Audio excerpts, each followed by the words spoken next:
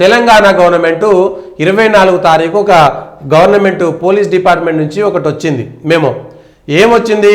Further government wide reference third cited as permitted GOMS number 15 labour employment and training factories department వాళ్ళ దాని ప్రకారం అట timings at the establishment where liquor is served by 2B bar in GHMC and 5 kilometre periphery of the GHMC as mentioned below. Timings of week days excluding Friday and Saturday 10 AM to 12 midnight, Saturday Friday Saturday 10 AM to 1 PM అంట. 10 AM తాగండి సావండి.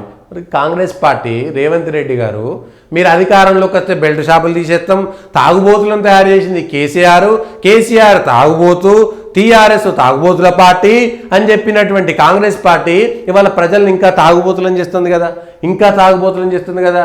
మీరు వచ్చి సమయం తగ్గించి ప్రజలను నష్టపడకుండా చేయాల్సింది పోయి 10 నుంచి 12 పొద్దుగాల 10 గంటల నుంచి రాత్రి 12 దాకా తాగండి అని TRS పార్టీ చెప్పింది. కాదు 10 నుంచి రాత్రి 1 గంట దాకా తాగండి అని కాంగ్రెస్ పార్టీ చెప్తుంది. ఇదేనా పద్ధతి? ఇదేనా మీరు చేసింది? ఇదేనా మార్పు చేస్తాం ప్రజాపాలన?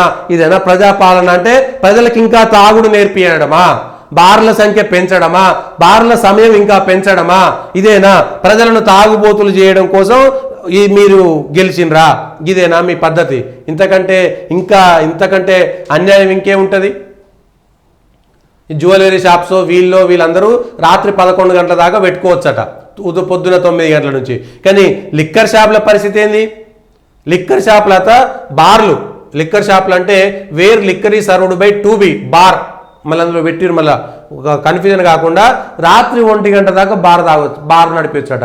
వాడు పొద్దుగాల పోయి రాత్రి దాకా తాగి వచ్చి వాడు తాగుతాడు, మళ్ళీ ఇటు బయటికి రాగానే పోలీసు వాళ్ళు వాడిని నోట్లో పెడతారు, నువ్వు తాగి వచ్చినావు కదరా అని మళ్ళీ వాడిని జైలు తీసుకుపోతారు. ఇంతకంటే దారుణం.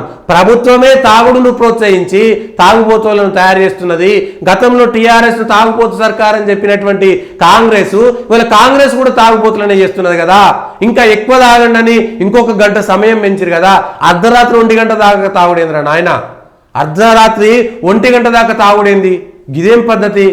మీరు బెల్ట్ షాపులను తగ్గిస్తారేమో, వైన్ షాపులను తగ్గిస్తారేమో, మద్యం ఆదాయ మార్గంగా చూడకుండా తగ్గిస్తారేమో, ప్రజలను కాపాడుతారేమో, నవయువకులకు మద్యాన్ని దూరం చేస్తే పాపం వాళ్ళ భవిష్యత్తు బాగుంటుందంటే వాడు మందు తాగుతాడు, వాడు బార్లు తాగుతాడు, వానికి మత్తెక్కదు, కిక్కెక్కదు, తర్వాత వాడు గంజాయికి అలవాటవుతాడు, తర్వాత వాడు డ్రగ్స్కి అలవాటవుతాడు.